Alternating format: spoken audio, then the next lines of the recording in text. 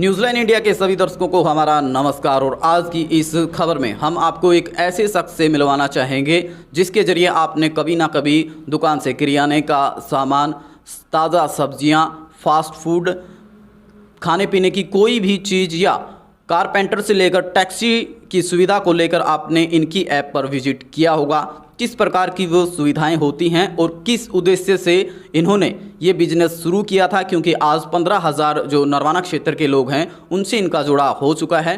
तो उन कस्टमर की समस्याएं भी बहुत सारी हैं, उनको लेकर भी बात की जाएगी और कहां तक इन्हें इस बिजनेस जो ऐप के जरिए आप तक सुविधाएं पहुंचाई जा रही हैं, कहां तक अब तक सफलता मिली है। तो इसके लिए इस ऐप के एक फाउंडर नीतीश गोयल जी हमारे साथ मौजूद हैं। तो क्या कुछ उद्देश्य और क्या कुछ परेशानियां कस्टमर की और किस प्रकार वो दूर की जाएंगी, पूरी व्यवस्था को लेकर आज उनके साथ आपकी बात करवाते हैं।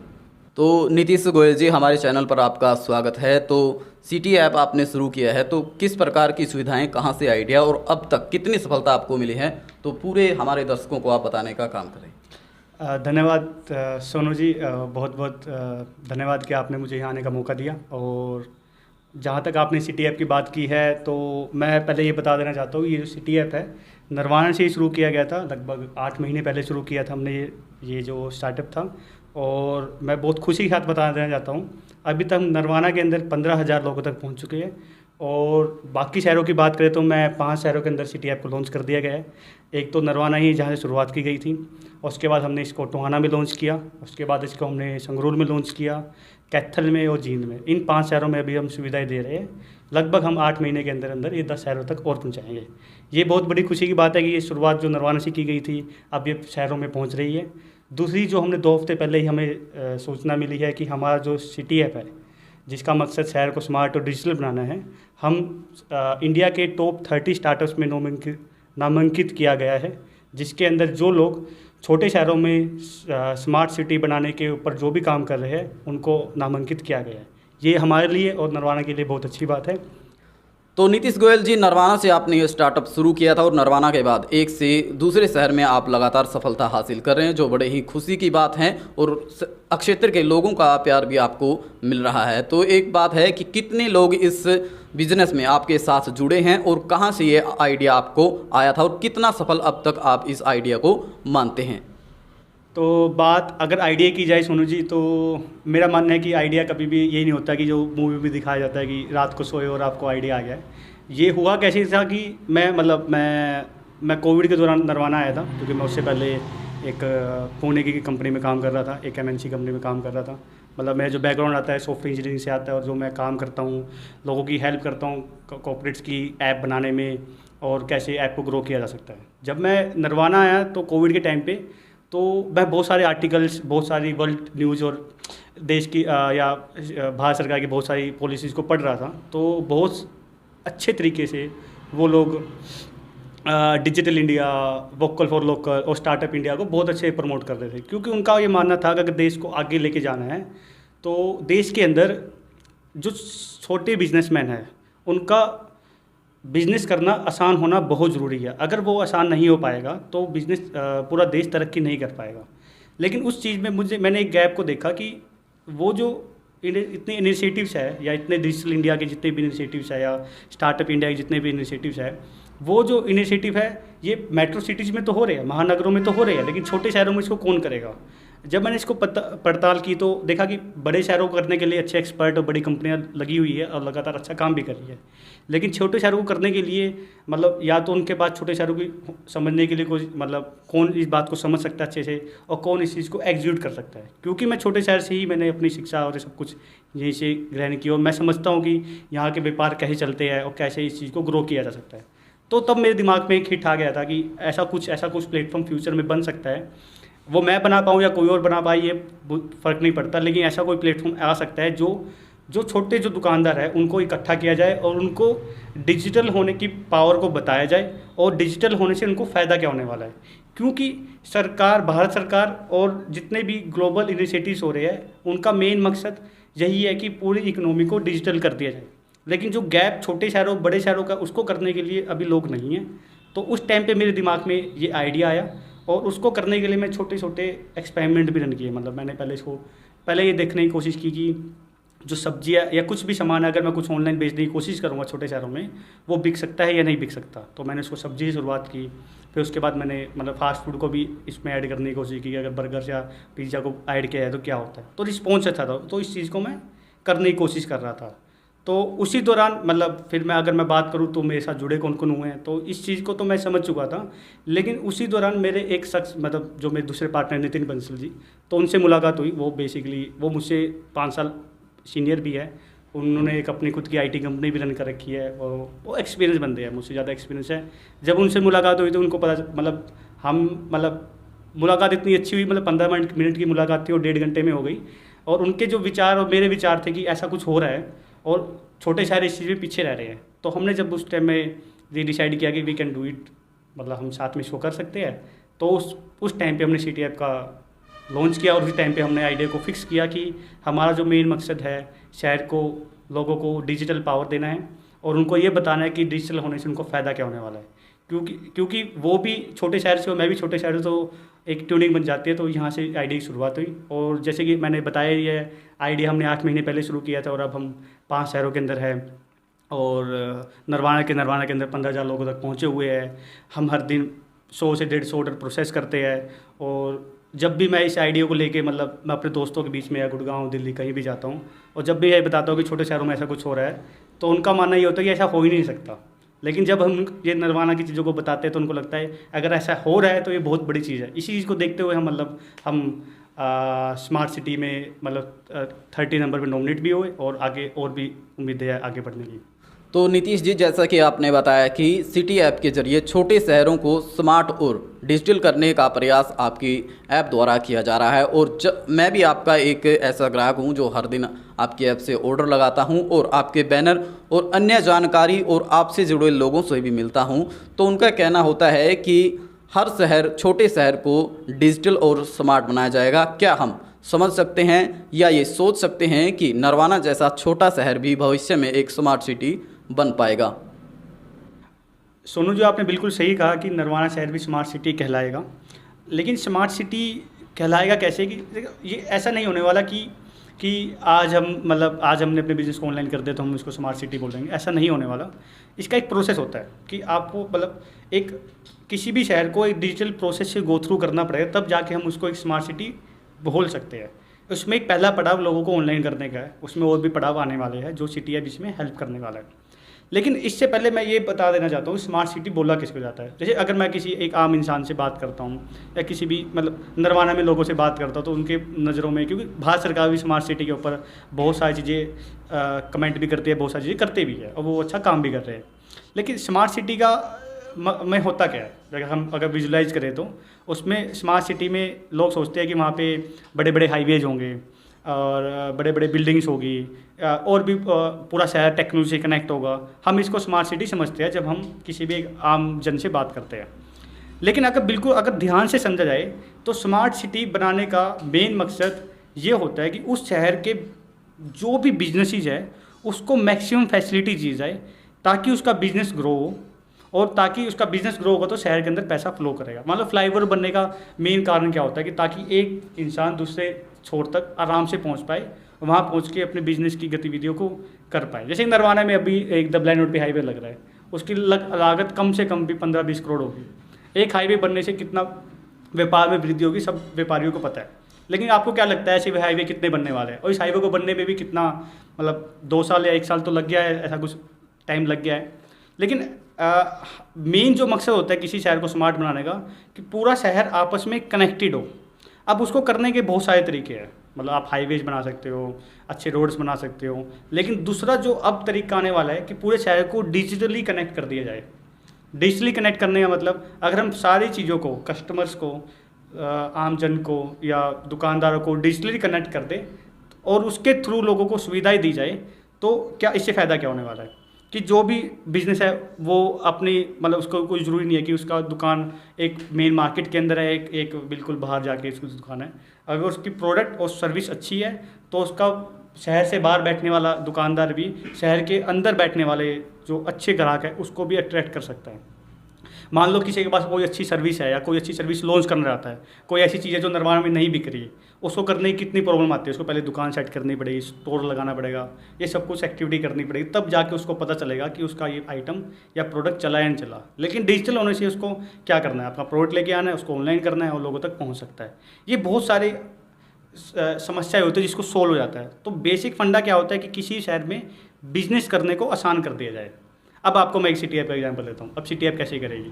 अब मान लो कोई भी एक बिजनेस है, या मतलब जैसे कि मैं आपको हमारे प्लेटफॉर्म पे क्या हुआ कि अभी एक होम ट्यूशन के नाम से कोई एक मैडम थी जो BA पास आउट है, वो अभी गवर्नमेंट जॉब की तैयारी कर रही है। अब उसको क्या करना था कि पार्ट टाइम के बच्चे इकट्ठे करने थे भाई, ताकि ट्यूशन दे पाए। उसने क्या किया, बस अपने बिजनेस को अपने हमारे प्लेटफॉर्म पे डाला, और प्लेटफॉर्म पे डालने के बाद विद इन 10 और 15 डेज उसके 10 या 15 बच्चे इकट्ठे हो गए।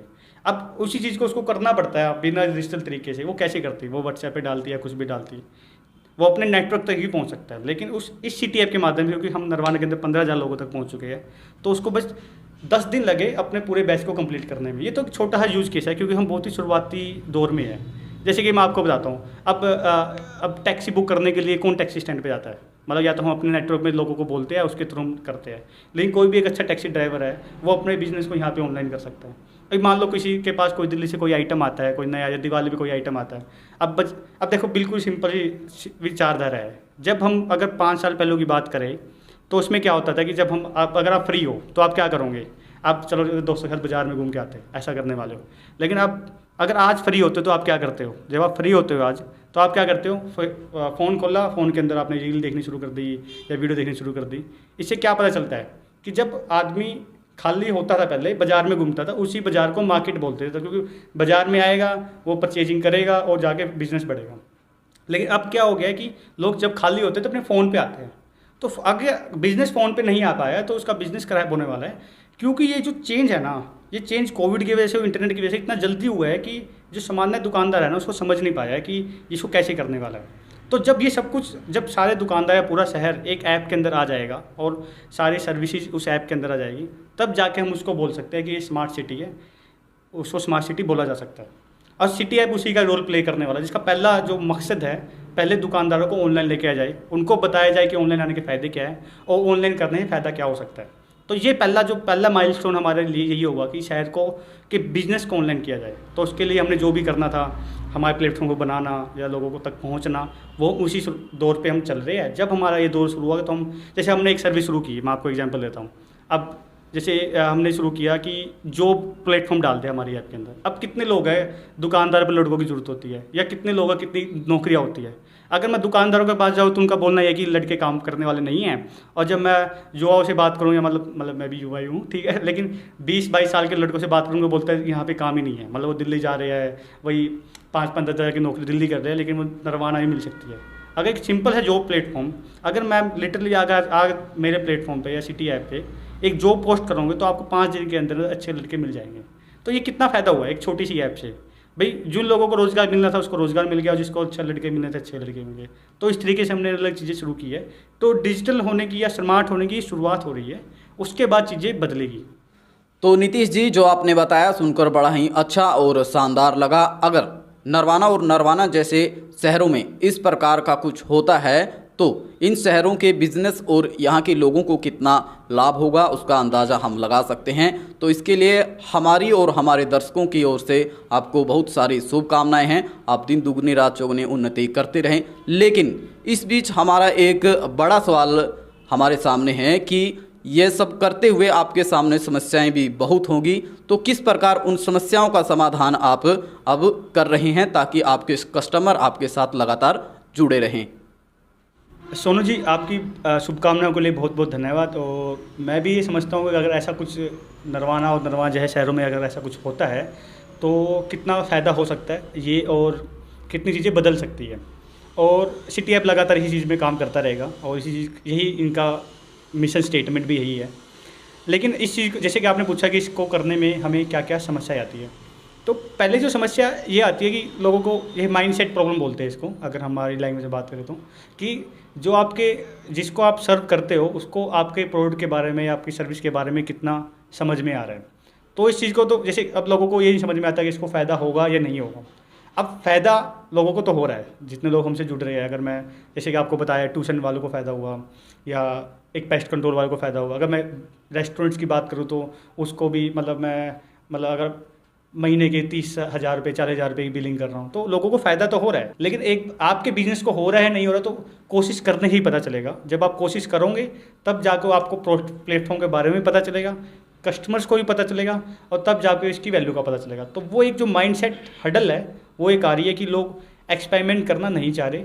उसके लिए हमने अलग अलग कोशिशें की है, उसके देखते कितने सफल रिजल्ट्स रहेंगे। दूसरा जो समस्या आ रही है कि सिटी जो नरवाना के जो लोग हैं, कुछ लोग जो बिज़नेस चला रहे हैं वो 40 साल से ऊपर वाले लोग हैं, 45 साल के ऊपर वाले लोग हैं। उनको ये ऐप चलाना मतलब उनको समझ में आ जाता है, क्योंकि धंधे वाले लोग हैं, उनको समझ में आता है कि कुछ तो फ़ायदा होगा ही। लेकिन उनको ऐप चलाना, ऐप में कैसे इसको डालना है, मुझे अपनी दुकान को कैसे ऑनलाइन करना है, इस चीज़ को समस्या आती है। उसके लिए हम ऐप को जितना आसान और कितना यूज़र फ्रेंडली बना सकते हैं उसके ऊपर काम कर रहे हैं। और तीसरी जो सबसे बड़ी समस्या जो मुझे लगता है सबसे ज़्यादा समस्या है, क्योंकि अगर नरवाना में लोगों से बात करूं मैं, किसी भी शहर में लोगों से, तो उनको लगता है कि यार ऑनलाइन में ना स्कैम बहुत ज़्यादा होते हैं। क्योंकि हम कहीं ना कहीं न्यूज़ आई जाती है कि उसने OTP ले लिया तो स्कैम हो गया, या फ्लिपकार्ट पे सामान मंगवा लिया पुराना दे दिया, ऐसी स्कीमें आती रहती है। तो ये जो स्कैमर्स की वजह से जो इकोनॉमी ख़राब हुई है, जो ट्रस्टेड प्लेटफॉर्म है उसका भी नुकसान हुआ है। तो इन सारी ये 2-3 समस्या है, ये समस्या का हम मतलब फेस कर रहे हैं, उसका ही समाधान हम ढूंढ रहे हैं अभी। तो नीतीश जी, जैसा कि हम नरवाना शहर में रहते हैं और आपकी ऐप नरवाना शहर में काम कर रही है, तो इस दौरान नरवाना शहर के आपके ग्राहकों और हमारे दर्शकों के कुछ सवाल थे जो हम सोच रहे थे कि नीतीश जी से जब भी मिलेंगे तो उनसे पूछा जाएगा और उनके समाधान को लेकर। तो इसमें 2 सवाल मुख्य हैं आपके ग्राहकों के, जिसमें से पहला सवाल है कि जो ऑर्डर लगाए जाते हैं उनकी डिलीवरी लेट होती है जिससे ग्राहक परेशान होता है, और दूसरा है कि बरसात के दिनों में आपकी जो ऐप द्वारा डिलीवरी सामान की दी जाती है वो बिल्कुल ठप पड़ जाती है। तो इसके समाधान के लिए क्या कुछ प्रोग्रेस आपकी ऐप और आपकी टीम कर रही है? सोनू जी, ये आपके जो सवाल है बहुत ही अच्छे हैं और ये सवाल मेरे पास अलग अलग तरीक़ों से मेरे पास आ चुके हैं और ये समस्याएं गंभीर भी है। अगर हम ऑनलाइन प्लेटफॉर्म्स की बात कर रहे हैं, और ये पर्टिकुलर जो समस्या है ना, जो फूड डिलीवरी वाले सेगमेंट में ज़्यादा आ रही है, क्योंकि हमारे प्लेटफॉर्म पे अलग अलग सेगमेंट्स है जिसकी डिलीवरी बिजनेसमैन खुद भी कर सकता है या बिजनेसमैन खुद भी बात कर सकता है, लेकिन फास्ट फूड के सेगमेंट्स की मोस्टली डिलीवरी हम ही करते हैं। तो अगर हम इस समस्या की बात करेंगे, लेट ऑर्डर पहुँचना, क्योंकि फास्ट फूड अगर लेट पहुँच गया तो खाने का मज़ा क्या रहेगा, मतलब ये कॉमन प्रॉब्लम है। लेकिन इस समस्या को सुधारने के लिए हमने बहुत सारे एक्शंस लिए हैं, और इसकी समस्या को समझने की में इम्पोर्टेंट बात यह है कि अब लोग इसके अलग अलग पहलू है। पहले तो अगर मैं डेटा के हिसाब से बात करूं तो अराउंड 5 to 4% ऑर्डर्स ऐसे होते हैं जो लेट होते हैं। पहली बात तो ये है कि अगर हम 100 ऑर्डर डिलीवर करें तो 4-5 ऑर्डर होते हैं जो लेट होते हैं। और उसका अगर मुख्यतः कारण अगर देखा जाए तो मुख्यतः कारण कई सारे हैं। एक तो लेट होना और एक लेट लगना, एक 2 अलग अलग सेगमेंट आ जाते हैं। कई लोग ऐसे ऑर्डर किया, उनको लगता है कि 10 मिनट में ऑर्डर आ जाना चाहिए, अपोलो चौक से बस स्टैंड पे आने में कितना टाइम लगेगा। लेकिन उनको ये समझना है कि ऑर्डर बनता भी है, दुकान पे वो बनाएगा भी, फिर लेके भी आना है, पेमेंट्स भी लेनी है, ये सारा साइकिल कंप्लीट करना होता है। तो पहली बात तो ये है कि मैं उन लोगों को 4% में काउंट नहीं कर रहा, लेकिन 4% जो लोग हैं जो कि ऑर्डर लेट होते हैं। अब उसका कारण मुख्यतः क्या होता है, जब ऑर्डर बहुत ज़्यादा लग जाते हैं, मतलब हम एस्टिमेट नहीं लगा पाते कि इस पर्टिकुलर दिन पे या रात को ऑर्डर ज़्यादा लगने वाले हैं, या कोई फेस्टिव डे आ गया है, करवा चौथ आ गया है, कोई भी दिन आ गया है, तो हम उसको एस्टिमेट लगाना मुश्किल होता है कि कितने ऑर्डर लगने वाले हैं। तो हम अपनी एल्गोरिथम या कंप्यूटर सिस्टम को हम इस चीज़ के लिए प्रिपेयर कर रहे हैं कि हम एस्टिमेट लगा पाए कि आज कितने ऑर्डर लग सकते हैं, और उसके अकॉर्डिंग हम अपने राइडर्स की अपॉइंटमेंट्स हम हायर कर पाए कि आज के दिन हमें इतने राइडर की जरूरत पड़ने वाली है। लेकिन दूसरा पॉइंट ये भी होता है कि फेस्टिव वाले दिनों के दिन रेस्टोरेंट्स पे भी भीड़ होती है और हमारे पास भी ऑर्डर ज़्यादा होता है, क्योंकि उस टाइम पूरे शहर को खाना खाना होता है, मतलब फास्ट फूड खाना होता है। तो हम अब अपने सिस्टम में ये इम्प्रूवमेंट कर रहे हैं कि एक तो हम ये एस्टिमेट लगा पाए कि आज के दिन में कितने ऑर्डर लग सकते हैं पुराने डेटा के हिसाब से, और दूसरा हम ऑर्डर लगने के बाद एक एस्टिमेशन टाइम देना शुरू कर दें कि इतना टाइम लगेगा, और अगर वो ऑर्डर एक्सेप्ट करना है कैंसिल करना है हम ये बता पाए। तो इसके लिए हमने कुछ एक्शंस लिए हैं और अपने मतलब इंजीनियर से बात की है कि इस चीज़ को इम्प्लीमेंट किया जाए और जल्दी इन चीज़ों का सुधार किया जाएगा। तो पहला पॉइंट तो ये है कि हम एस्टिमेट लगा पाए कि कितने ऑर्डर लग सकते हैं, और दूसरा अगर ऑर्डर लग रहा है तो हम ये एस्टिमेट दे पाए कितना टाइम लगेगा। तो इसके लिए हमने कुछ टेक्निकल लूप पे कुछ सुधार किए और जल्दी ऐप में आ जाएंगे। दूसरा जो बारिश में लेट होना, इसके कारण थोड़े और डिफरेंट कारण है। अगर बारिश में अगर ऑर्डर को देखा जाए तो बारिश में ऑर्डर लेट होने के कारण क्या होता है, एक तो जब बारिश में क्या होता है सब घर पे बैठे होते हैं, बिजनेस रुक जाते हैं और उस टाइम पे ऑर्डर लगने का जो फ्रीक्वेंसी होती है बहुत ज़्यादा होती है, क्योंकि लोग खाली हो गए हैं, बारिश ठंडा मौसम हो गया है, सबको गरम गरम समोसे पकौड़े या पिज़्ज़ा वगैरह खाना है। तो सेम टाइम पे दो चीज़ें होती है, जो काउंटर होता है उस पर भीड़ होती है, साथ में शहर में भी पानी भरा होता है, बारिश हो रही होती है तो जो डिलीवरी की स्पीड है वो भी कम हो जाती है, क्योंकि राइडर को बाइक भी संभालना है, उसको फ़ोन भी संभालना है और बहुत सारी चीज़ें करनी है, ऑर्डर भी बहुत ज़्यादा बढ़ गया है। तो उस टाइम पे राइडर भी बहुत सारा ज़्यादा तेज़ी से ऑर्डर डिलीवरी नहीं कर सकता, और क्योंकि बारिश होना एक सर्टेन इवेंट है, कोई फोरकास्टिंग नहीं की जा सकती कि कितने ऑर्डर लगने वाले हैं। तो और उसी टाइम पे रेस्टोरेंट पे भी ऑर्डर बढ़ने वाले हैं। तो ये सारी समस्याओं को कैसे एक तकनीकी रूप पे चेंज किया सकता है, उसके लिए मतलब कुछ तकनीकी रूप पे चेंज किए जा रहे हैं जिसका जल्दी सुधार मिल जाएगा। और मैं इस चीज़ को मैं समझता हूँ खुद ही, अगर पिज़्ज़ा मेरा 1 घंटे बाद आया तो वो खाने का फ़ायदा क्या हुआ। तो इस चीज़ के लिए जो सुधार होने हैं वो हो रहे हैं, क्योंकि ऑर्डर की संख्या लगातार दिन पर दिन बढ़ती जा रही है, तो इसका सुधार होना बहुत ज़रूरी है। क्योंकि ये जो सिस्टम प्रॉब्लम आई है ओनली फास्ट फूड के केस में आई है। अगर हम बाकी बिजनेस की बात करेंगे, जो सर्विस बिजनेस या कुछ भी बिजनेस, क्योंकि उसमें डिलीवरी का काम नहीं होता, उसमें सीधा एक दुकानदार सीधा कस्टमर से बात कर सकता है, तो उन चीज़ों में कोई दिक्कत नहीं आ रही। डिलीवरी वाला खेल है, उसको सुधारने में जो एक्शंस होंगे वो लिए जाएंगे। तो नीतीश जी, आप बहुत ही अच्छा और बेहतर कर रहे हैं। तो एक और मुख्य और अहम सवाल है मेरे और अन्य जो लोग हैं नरवाना के, उनके मन में भी ज़रूर होगा कि अगर मेरा कोई बिजनेस है और मैं आपसे जुड़ना चाहता हूं तो उसके लिए क्या मुझे करना पड़ेगा और क्या आपकी टीम इस पूरे लेवल को लेकर कर रही है। सोनू जी, आपका ये सवाल बहुत ही अच्छा और बहुत इम्पोर्टेंट भी है, क्योंकि पहले तो ये समझना बहुत ज़रूरी है कि जो सिटी ऐप पे ना आप किसी भी प्रकार का बिज़नेस को ऑनलाइन कर सकते हो। मतलब ये मतलब नहीं है कि आप रेस्टोरेंट हो या किराना स्टोर हो, मतलब आप कोई सर्विस दे रहे हो या कोई कॉस्मेटिक का सामान बेच रहे हो या मतलब कोई मतलब ट्यूशन दे रहे हो या इंस्टीट्यूट चला रहे हो, किसी भी प्रकार का, जो भी किसी शहर के अंदर किसी भी प्रकार का बिज़नेस हो सकता है जिसमें पैसों का आदान प्रदान होता है, तो वो सारे बिज़नेस हमारी ऐप पे आ सकते हैं। अब आपका सवाल ये आता है कि इसको हम अपने बिज़नेस को ऐप पे लाए कैसे। तो उसका वैसे हमने हमारी ऐप में ही बहुत ही सिंपल बटन दिया हुआ है कि अपने बिज़नेस को रजिस्टर करें, अपनी एक बेसिक डिटेल डालें, अपना नंबर, अपना फ़ोन नंबर और जो भी है, और वहाँ पे लॉगिन करके जो भी एक बेसिक सब्सक्रिप्शन चार्ज है उसको डालिए और आपकी बिज़नेस ऑनलाइन हो जाएगा।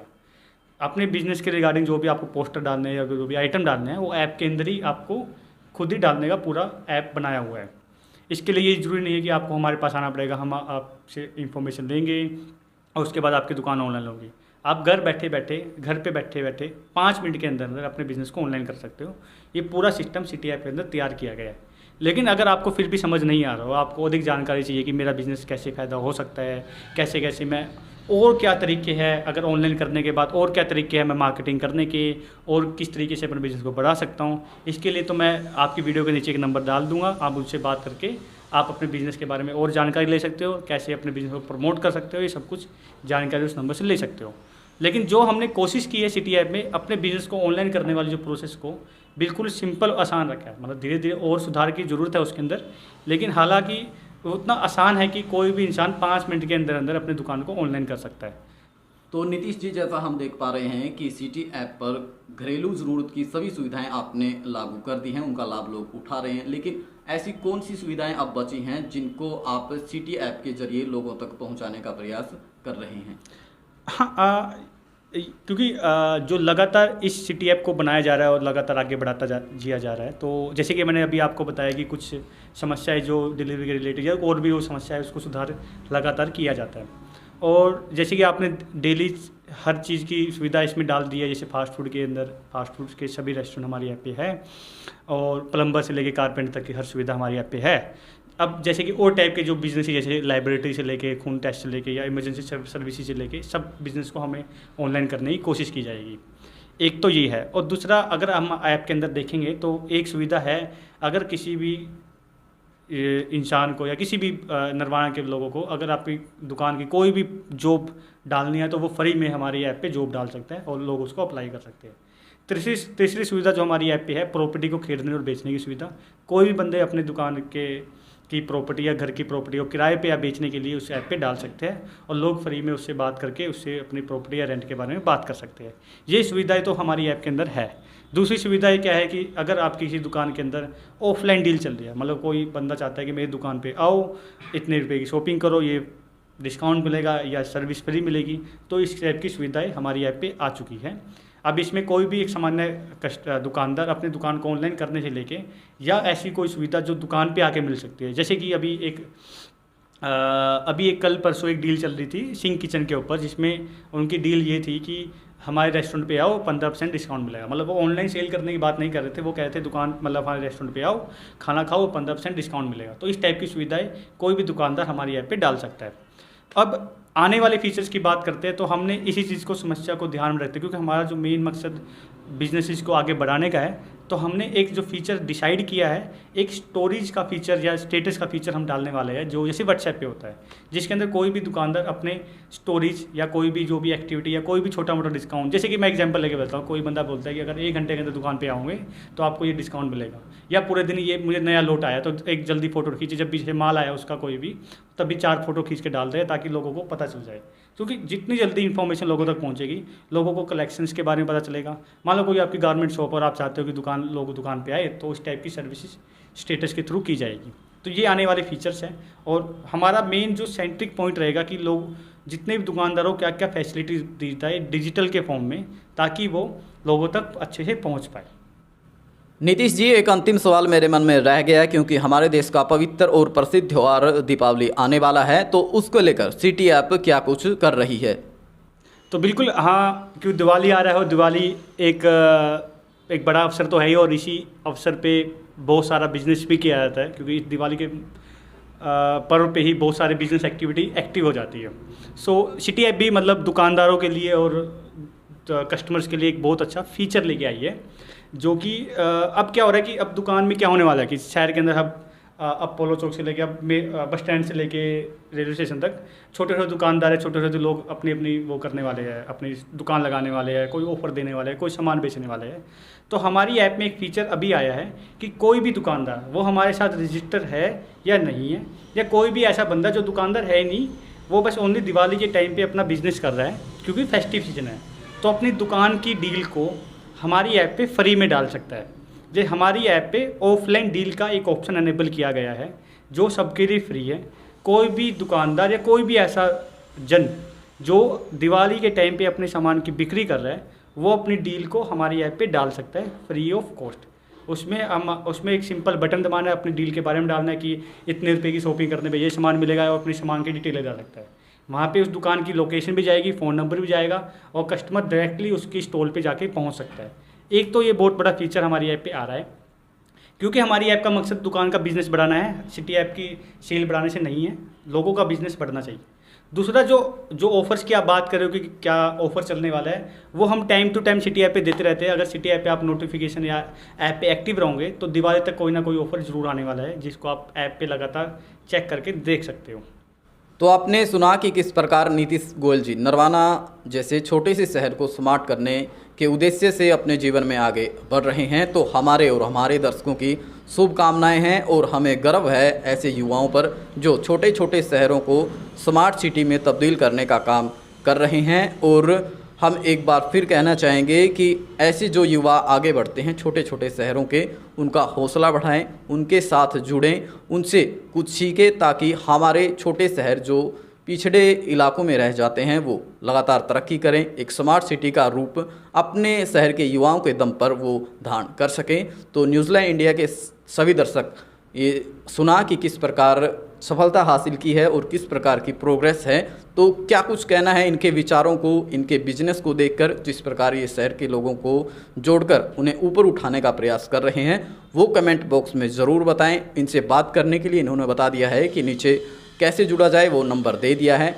जिस प्रकार का सुझाव है, यस है, नो है, गलत सही है, वो आप नीचे कमेंट बॉक्स में ज़रूर बताएं। तो नीतीश जी हमारे पास आए, इसके लिए इनका धन्यवाद। और आप सभी दर्शक हमारे साथ जुड़े रहे और आपने प्रतिक्रियाएं दी, आप सभी का बहुत बहुत धन्यवाद।